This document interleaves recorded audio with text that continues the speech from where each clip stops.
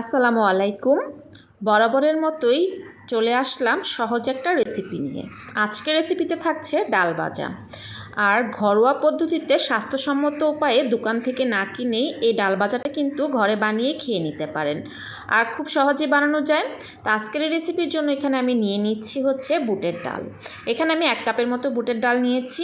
এবার ডালটাকে আমি প্রথমে হচ্ছে ভালো করে ধুয়ে নিব। এটাকে আমি এখানে বেশ কয়েকবার ধুয়ে তারপর হচ্ছে পানি দিয়ে এখানে আমি হচ্ছে ভিজিয়ে রাখবো। আর এই ডালটাকে আমি হচ্ছে আধা ঘন্টার জন্য ভিজিয়ে রেখেছি। আপনারা চাইলে আরও অনেকক্ষণ সময় নিয়ে ভিজিয়ে রাখতে পারেন। আধা ঘন্টা পর চলে আসলাম।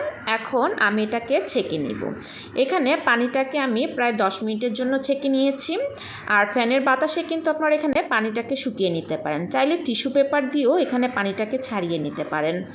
তো এখন হচ্ছে আমি ভেজে নিব। তো এখান থেকে হচ্ছে আমি চুলাতে আগে থেকে হচ্ছে এখানে ফ্রাই প্যানের তেলটা গরম করে নিয়েছি। আর এটাকে হচ্ছে আমি মিডিয়াম আঁচে ভাজবো। তো মিডিয়াম আঁচে হচ্ছে আমার ডালগুলোকে দিয়ে আস্তে আস্তে বেশ কিছুটা সময় নিয়ে আমি এটাকে ভেজে নিব।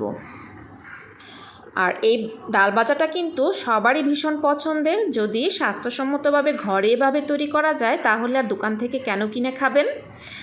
এভাবেই বাসায় বানিয়ে নিন। আর একবার বানিয়ে কিন্তু রেখে দিতে পারেন অনেক দিন, যখন ইচ্ছে তখনই খেয়ে নিতে পারেন।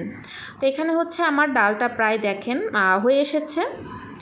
এখন আমি হচ্ছে এখানে তেলটাকে ছাড়িয়ে নিয়ে উঠিয়ে নিচ্ছি।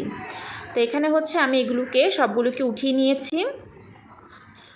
তো এইভাবে সবগুলোকে আমি উঠিয়ে নিব। এখন একটা মশলা তৈরি করে নিতে হবে। আর এর জন্য এখানে আমি নিয়েছি চাট মশলা, অথবা আপনারা ম্যাগি টেস্টি মশলাটা ব্যবহার করতে পারেন। এখন সাথে দিয়ে দিচ্ছি সামান্য পরিমাণ লবণ, দিয়ে দিব এখানে টেস্টিং সল্ট, আর দিয়ে দিব হচ্ছে চিলি পাউডার। আপনারা চাইলে এখানে টেস্টিং সল্টটাকে অ্যাভয়েডও করতে পারেন, সেটা দিলে কিছুটা টেস্ট ভালো আসে। তো এখানে ভালো করে আমি এখানে মিশিয়ে নিচ্ছি। মিশিয়ে তারপর হচ্ছে আমার ডালের যে আমি ডালটাকে ভেজে নিয়েছিলাম তার উপরে দিয়ে তারপর হচ্ছে আমি খুব ভালো করে এটাকে আমি মিশিয়ে নিব। খুবই সহজে বানানো যায় এই ডাল ভাজাটা। যদি আমার এই রেসিপিটা আপনাদের ভালো লেগে থাকে তাহলে আমার পেজটাকে ফলো করে রাখবেন, আর চ্যানেলটাকে অবশ্যই সাবস্ক্রাইব করে রাখবেন আশা করি। তো এখানে হচ্ছে আমি একটা হচ্ছে কাচের জারে নিয়ে নিচ্ছি। এভাবে কিন্তু আপনারা অনেক দিন রেখেও খেতে পারেন।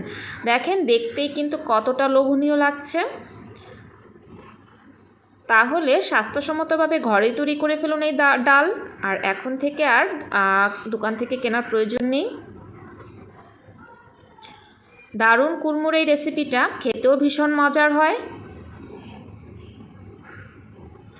কতটা লোভনীয় লাগছে দেখতেই কিন্তু বোঝা যাচ্ছে। সবাইকে অসংখ্য ধন্যবাদ ভিডিওটা দেখার জন্য।